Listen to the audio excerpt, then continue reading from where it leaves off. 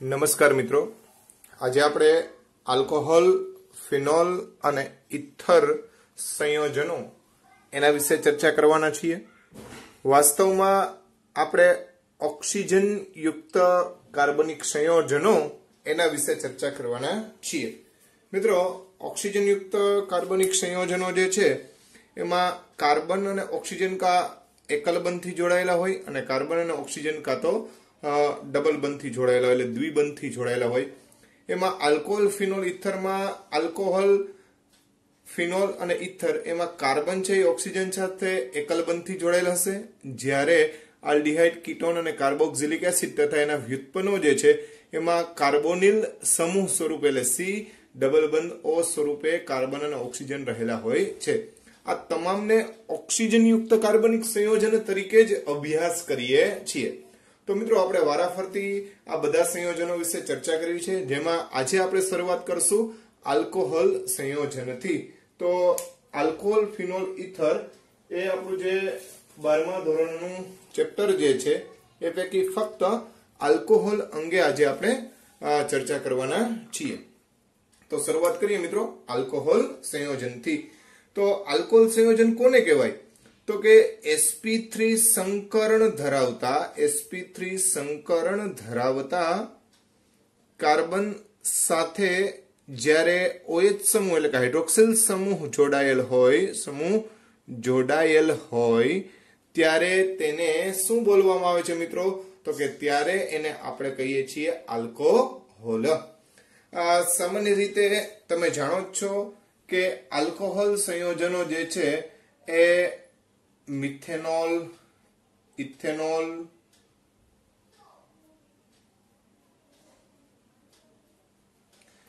આ પૈકીના જે કંઈ પણ સંયોજનો જે છે એને આપણે આલ્કોહોલ સંયોજનો કહીએ છીએ। અહીંયા ક્રિયાશીલ સમૂહ તરીકે OH સમૂહ એટલે હાઇડ્રોક્સિલ સમૂહ એવું આપણે નામ એને આપીએ છીએ।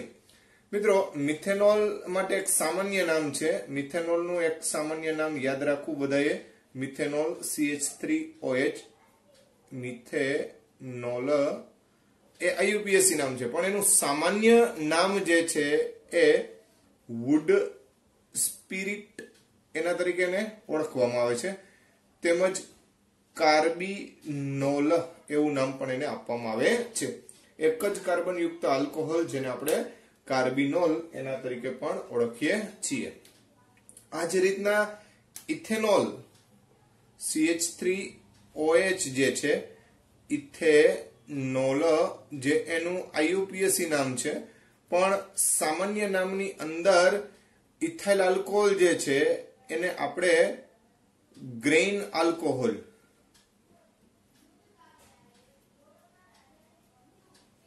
એના તરીકે ઓળખવામાં આવે છે। તો ગ્રેઇન આલ્કોહોલ જે અનાજમાં રહેલા સ્ટાર્ચમાંથી પ્રાપ્ત થાય છે। આ ઉપરાંત સ્પિરિટ, બરાબર, એના તરીકે પણ એ ઉપયોગી છે। બીજા સામાન્ય નામની અંદર મિથેનોલ ને મિથાઇલ આલ્કોહોલ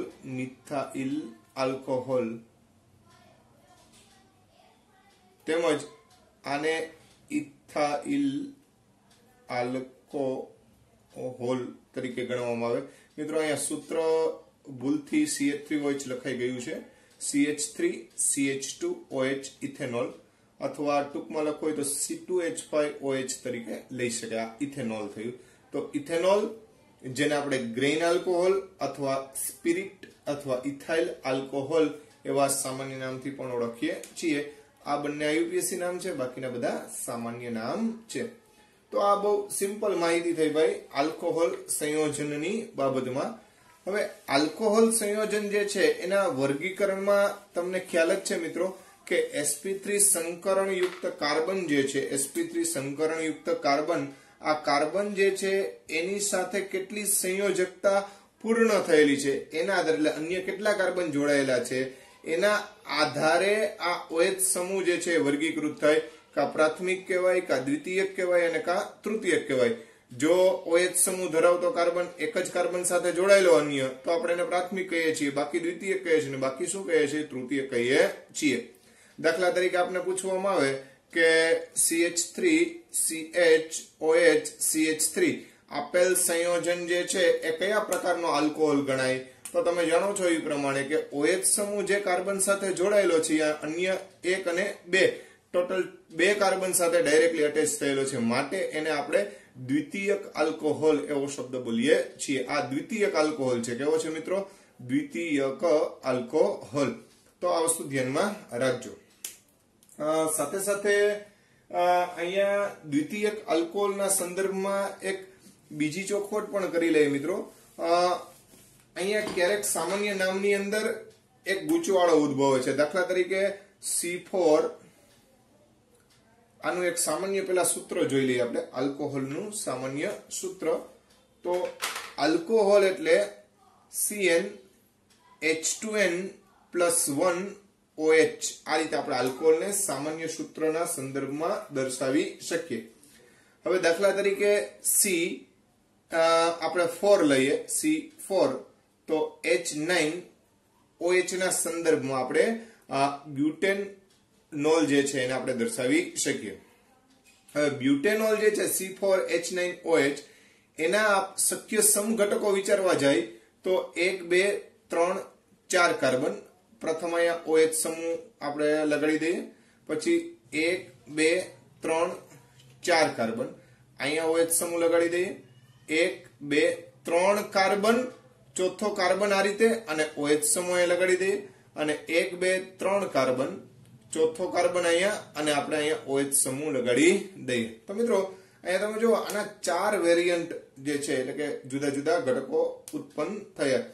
આ જે છે એ CH3, આ CH2, આ CH2, આ CHOH છે, સોરી CH2OH છે, આ જે છે એ CH3 છે, આ CH2 CH CH3OH, CH3 CH CH3 CH2OH, આ CH3 CH3 CH3 અને OH. તો મિત્રો 1 2 3 4 કાર્બન, તંતરી 9 અને એક OH. તો એ તમે અહીંયા જોઈ શકો છો. આ બધાના સમઘટકો છે. આના નામકરણ વખતે ખાસ ધ્યાનમાં રાખજો કે ભાઈ અહીંયા સામાન્ય નામકરણની વાત છે, બાકી IUPAC તો તમે સારી રીતે જાણો જ છો. ભાઈ આ જે છે એકદમ સરળ શૃંખલા ધરાવતો છે, એટલે આ જે છે એ નોર્મલ બ્યુટાઇલ આલ્કોહોલ તરીકે લખી શકાય. હવે મિત્રો અહીંયા પણ શાખા છે અને અહીંયા પણ શાખા છે, બરાબર છે. પણ આ જે OH સમૂહ છે એની એ જે કાર્બન સાથે જોડાયેલ છે અન્ય એક જ કાર્બન સાથે જોડાયેલો છે, એટલે આ પણ પ્રાથમિક પ્રકારનો હતો અને આ પણ પ્રાથમિક પ્રકારનો છે. જ્યારે અહીંયા જે OH સમૂહ છે એ જે કાર્બન સાથે જોડાય છે અન્ય 2 કાર્બન સાથે જોડાયેલ, આ દ્વિતીયક છે. અને અહીંયા OH સમૂહ જે કાર્બન સાથે અન્ય 3 કાર્બન સાથે જોડાયેલ, આ તૃતીયક છે. તો જ્યારે પણ તમે નામકરણ કરો ત્યારે આ બંને પ્રાથમિક ઘટકો, એમાં એક જે છે એ શાખા વાળો ન કહેવાય. ખરેખર આ OH ને તમે અહીંયા પણ દર્શાવી શકો, બરાબર છે. તો આ જે છે ને આપણે નોર્મલ કીધો, જ્યારે આમાં એક શાખા છે એટલે આપણે એને આઇસો બ્યુટાઇલ આલ્કોહોલ એવું નામ આપીએ છીએ. શું આપીએ છીએ મિત્રો?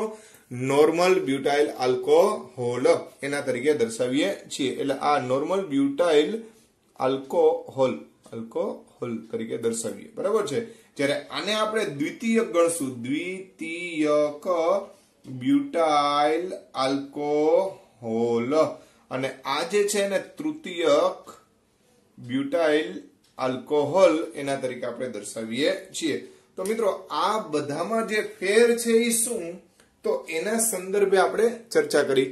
તો અહીંયા એક વર્ગીકરણનો મુદ્દો પણ સંકળાયેલો છે કે ભાઈ પ્રાથમિક છે એના આધારે આપણે નોર્મલ અને આઇસો દર્શાવ્યા, દ્વિતીયક અને તૃતીયક અલગ પડે છે એટલે આપણે એને દ્વિતીયક અને તૃતીયક તરીકે સામાન્ય નામકરણથી નામાભિત કરીએ છીએ. મિત્રો આ આલ્કોહોલ સંયોજન જે છે એનું સામાન્ય સૂત્ર છે, ધ્યાનમાં રાખજો, બરાબર છે. આ સામાન્ય સૂત્ર સાસુ જેને કહીએ, બરાબર છે. તો સામાન્ય સૂત્ર એટલે કે જેની મદદથી આપણે બધા અણુસૂત્રો જે છે એ તૈયાર કરી શકીએ. કોના માટે? આલ્કોહોલ માટે. એના માટેની વાત થાય તો CnH2n+1 OH આવી રીતે આપણે આલ્કોહોલનું સામાન્ય સૂત્ર દર્શાવીએ છીએ. હા મિત્રો, આ બીજું જે વર્ગીકરણ જે છે એ તમે જાણો છો એ OH સમૂહની સંખ્યાના આધારે OH સમૂહની સંખ્યાના આધારે વર્ગીકરણ. તો મિત્રો બહુ સિમ્પલ છે, ટેક્સ્ટ બુકમાં આપેલું પણ છે, પણ અમુક ચર્ચાઓ કરવાથી વધારે આપણને ખ્યાલ આવે એના માટે કહું છું. CH2OH સમૂહ, CH2CH, CH2OH, OH. શરૂઆત આપણે CH3OH થી કરીએ, બરાબર. તો મિત્રો અહીંયા તમે જો આ મિથેનોલ જે છે એમાં ફક્ત એક જ OH છે, એટલે આપણે એને મોનોહાઇડ્રિક એવો શબ્દ વાપરીએ. મોનોહાઇડ્રિક મતલબ કે જેની અંદર માત્ર એક જ OH સમૂહ આવેલો હોય. આ જે છે એ ડાયહાઇડ્રિક કહેવાય, ડાયહાઇડ્રિક આલ્કોહોલ. અને આમાં 3 છે એટલે આપણે એને બોલીએ ટ્રાયહાઇડ્રિક, બરાબર છે. મિત્રો આ વસ્તુ ખાસ ધ્યાનમાં રાખજો, એક જ કાર્બન ઉપર ક્યારેય એકથી વધારે OH સમૂહો શક્ય નહીં બને, એટલે આવું ક્યારેય બંધારણ શક્ય બને નહીં. આ વસ્તુ ખાસ ધ્યાનમાં રાખવાની. આ પ્રકારનું બંધારણ શક્ય બનતું નથી, તરત જ એનું વિઘટન થઈ જાય, પાણીનું અણુ દૂર થઈ જાય, એટલે ખાસ કાળજી રાખવી. તો નજીકના કાર્બન ઉપર આ પ્રકારની શક્યતાઓ રહેલી છે. તો અહીંયા તમે જોવો છો એ પ્રમાણે મોનોહાઇડ્રિક, ડાયહાઇડ્રિક, ટ્રાયહાઇડ્રિક અસંખ્ય OH આવેલા હોય તેને પોલીહાઇડ્રિક પણ કહેવાય, બરાબર છે. એટલે ઘણા બધા OH સમૂહ ધરાવતા જે બંધારણ હોય એને આપણે પોલીહાઇડ્રિકમાં લેશું. 1 2 3 4 5 માની લ્યો કે બધી જગ્યાએ આપણે OH સમૂહ દર્શાવી દઈએ, તો આ ટાઈપના જે કંઈ પણ બંધારણ હોય એને પોલીહાઇડ્રિક સંયોજન તરીકે ઓળખવામાં આવે. શેના તરીકે ઓળખવામાં આવે? પોલીહાઇડ્રિક. એટલે આ સંયોજન જે છે એ પોલીહાઇડ્રિક સંયોજનો છે, બરાબર છે. હવે મિત્રો આના ખાસ ધ્યાનમાં રાખજો, ઘણીવાર તમને આવા ક્વેશ્ચન પૂછે, આ OH સમૂહ જેની હારે જોડાયેલી એક સાથે, આ પણ એક સાથે, એટલે આને 1010 ટાઈપનો ઘટક કહેવાય. અહીંયા આ OH સમૂહ જે કાર્બન સાથે અન્ય એક જ સાથે, આ OH સમૂહ જેની સાથે અન્ય એક જ સાથે, એટલે આ 10 છે, આ પણ 10 છે. પણ મધ્યસ્થ OH સમૂહ જેની સાથે જોડાયેલો એ અન્ય બે સાથે, એટલે આ 20. એટલે ખરેખર આ ટ્રાયહાઇડ્રિક છે એ 1020 પ્રકારનો છે, ડાયહાઇડ્રિક છે એ 1010 પ્રકારનો છે, આ તો પ્યોરલી 10 પ્રકારનો જ છે, દેખાય જ છે, બરાબર છે. આ 10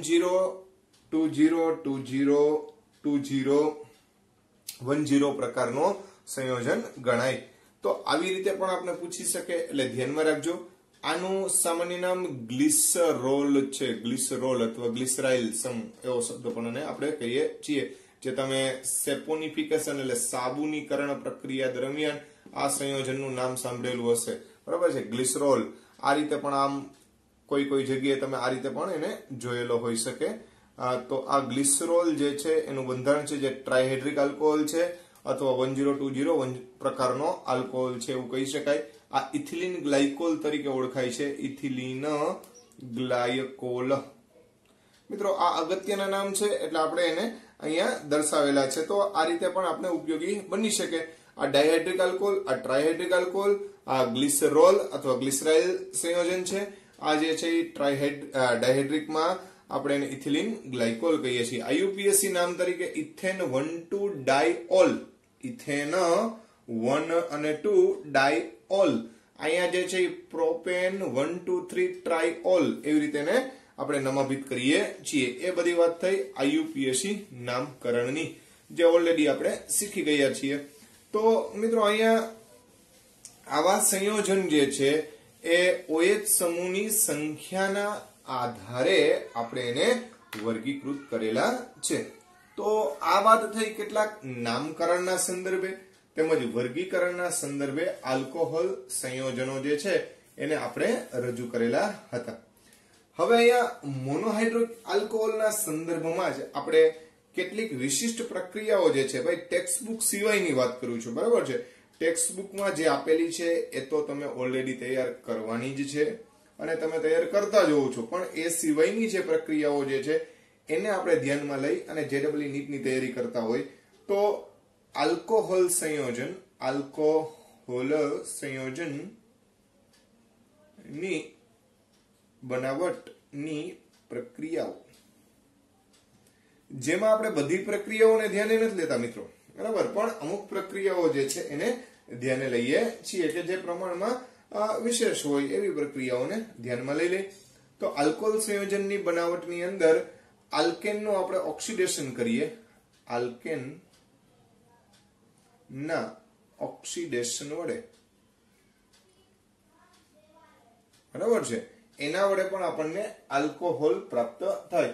મિત્રો અહીંયા એસિડિક અથવા બેઝિક કેમેનોફોરનો ઉપયોગ થાય કે જે પ્રબળ ઓક્સિડેશન કરતા હોય, એટલે ઓક્સિડેશન કરતા તરીકે ખોડિયાલ મંદી નંબર 4 એનો આપણે ઉપયોગ કરીએ છીએ. સામાન્ય રીતે CH3C CH3 CH3H એટલે આ જે છે એ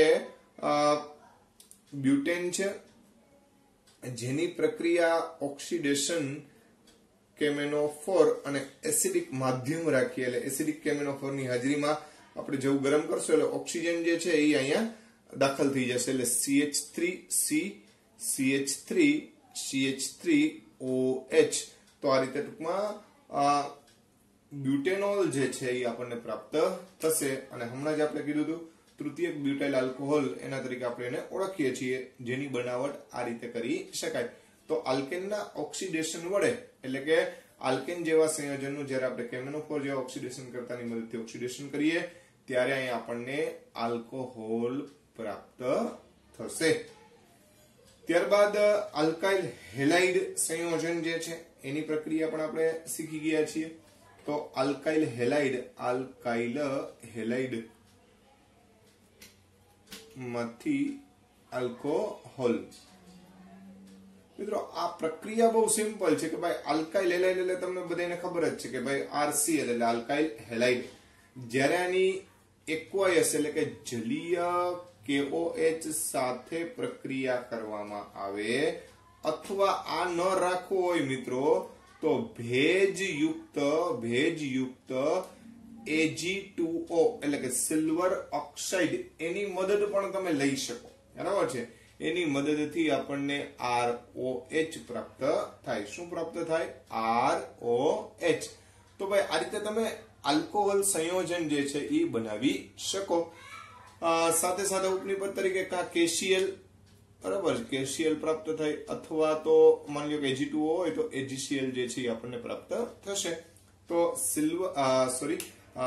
હેલાઇડ સંયોજનની કાં તો સિલ્વર ઓક્સાઇડ વડે અથવા તો પોટેશિયમ હાઇડ્રોક્સાઇડ, જેની મદદથી આપણે જળ વિભાજન પ્રક્રિયા કરીએ, જેને કારણે થાય અને આપણને શું પ્રાપ્ત થશે તો કે એના કારણે આપણને આલ્કોહોલ સંયોજન પ્રાપ્ત થાય છે. તો આ રીતે આલ્કોહોલ આપણે બનાવી શકીએ. ત્યારબાદ મિત્રો રિડક્શન પ્રક્રિયા જે છે એ આપણી ટેક્સ્ટબુકમાં આપેલી જ છે કે ભાઈ આલ્ડીહાઇડ અથવા તો કીટોન સંયોજન જેવા સંયોજનો જે છે એટલે કાર્બોનિલ સંયોજન જેને કહીએ એનું લિથિયમ એલ્યુમિનિયમ હાઇડ્રાઇડ અથવા સોડિયમ બોરોહાઇડ્રાઇડ અથવા સોડિયમ પ્લસ ઇથેનોલ એના વડે રિડક્શન કરવાથી આપણને આલ્કોહોલ પ્રાપ્ત થાય. તો આ પ્રક્રિયા ઓલરેડી આપણી ટેક્સ્ટબુકમાં છે જ કે ભાઈ કાર્બોનિલ સમૂહ CO સમૂહ ધરાવતા CO સમૂહ યુક્ત કાર્બનિક સંયોજન નું શું કરવાનું છે ભાઈ આપણે તો કે રિડક્શન કરવું, બરાબર છે. હા મિત્રો, અહીંયા એને મદદથી આપણે આલ્કોહોલ તો બની જશે, પણ ઘણીવાર અમુક ક્વેશ્ચન આપણે પૂછાતા હોય. દાખલા તરીકે આપણે એમ પૂછાય કે ભાઈ CH3 CH ડબલ બંધ CHCHO. હવે આનું આપણે લિથિયમ એલ્યુમિનિયમ હાઇડ્રાઇડ વડે આપણે રિડક્શન કર્યું, બરાબર છે. તો આપણને નિપજ શું મળે? આ જે છે એ આલ્ડીહાઇડ સંયોજન છે, જેનું રિડક્શન કરવાથી આપણે આલ્કોહોલ પ્રાપ્ત થાય. મિત્રો ખાસ આ પ્રક્રિયા મેં એટલા માટે લખી છે કે આ ની હાજરીથી અહીંયા માત્ર આલ્ડીહાઇડ નું જ રિડક્શન થશે, અહીંયા દ્વિબંધ ઉપર કોઈ અસર થતી નથી. તો આવી પ્રક્રિયાઓ ખાસ ધ્યાનમાં રાખવાની. CH3 CH અહીંયા ડબલ બંધને કોઈ નુકસાન થશે નહીં.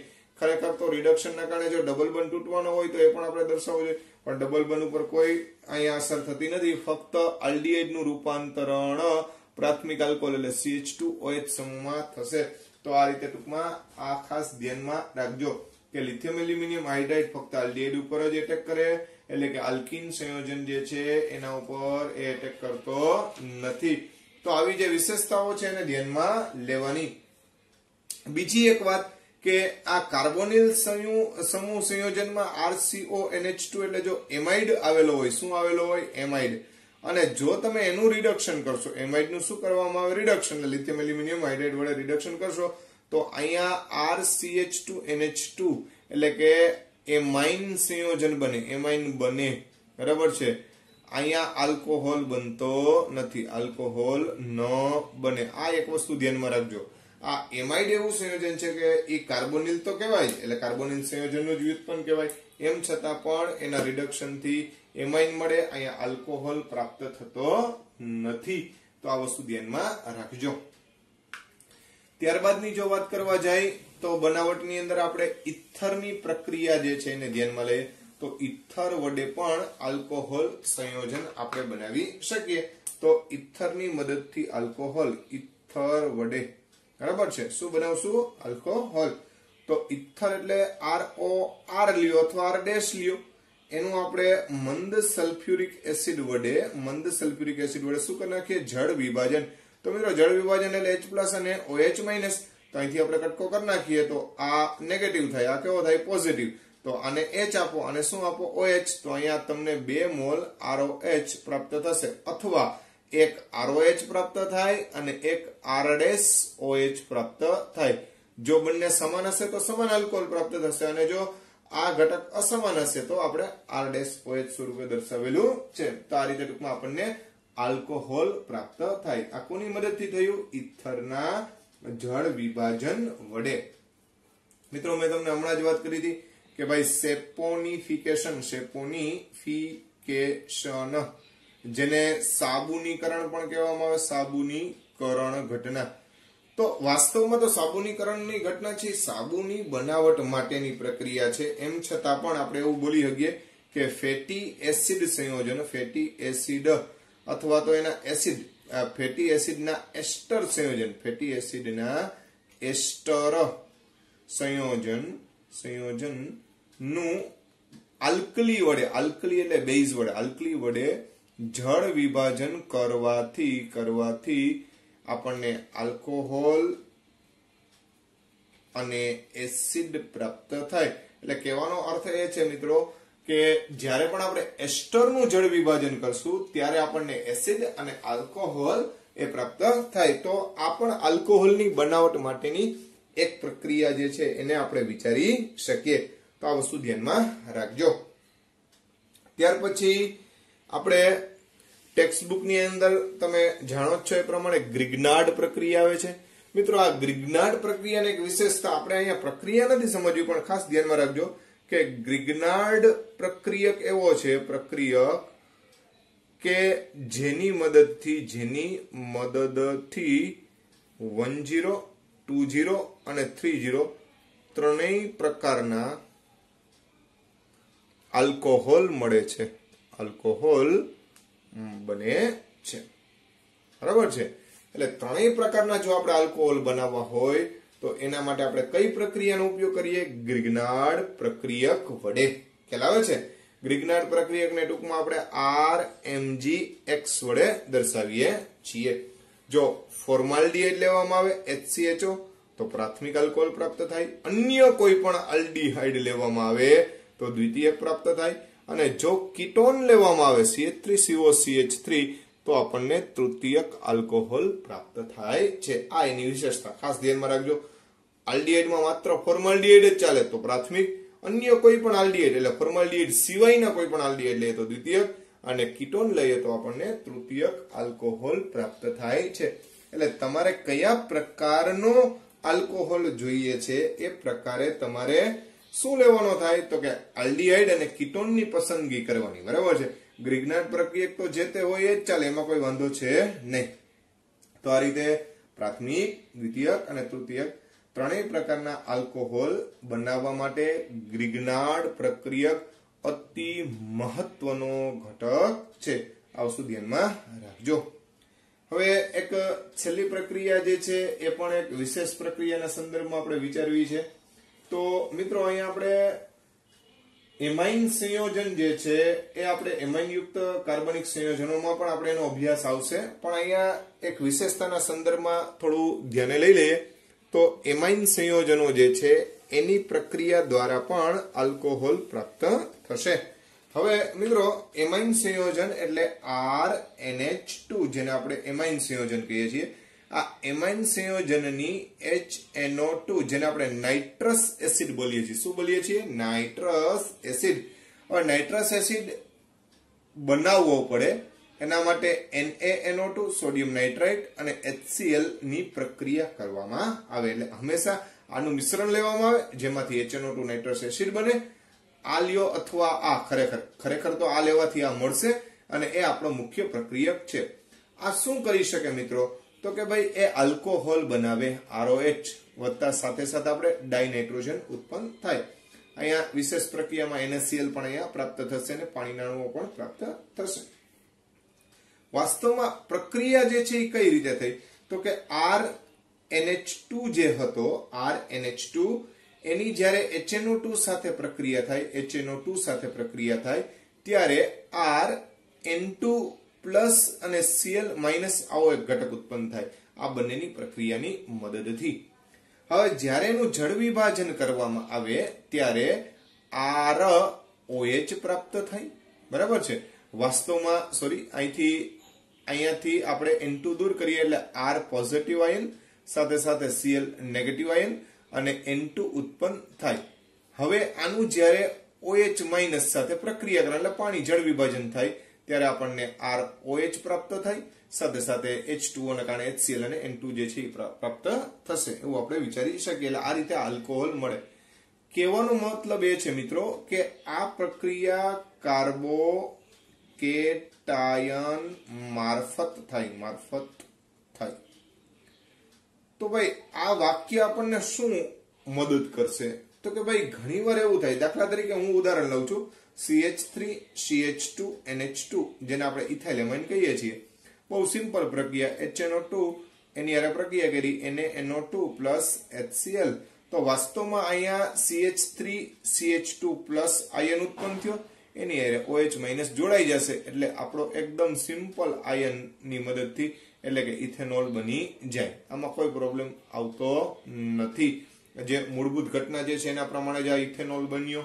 ઇથેનોલ જે બનવો જોઈએ એ પ્રમાણે આ ઇથાઇલ એમાઇન જે આપણે પ્રાથમિક એમાઇન લીધો છે એ પ્રમાણે. હા, બીજી એક વાત, આ પ્રક્રિયા માત્ર પ્રાથમિક એમાઇન સાથે જ શક્ય છે, અન્ય સાથે શક્ય નથી. હવે બરોબર વિચારજો.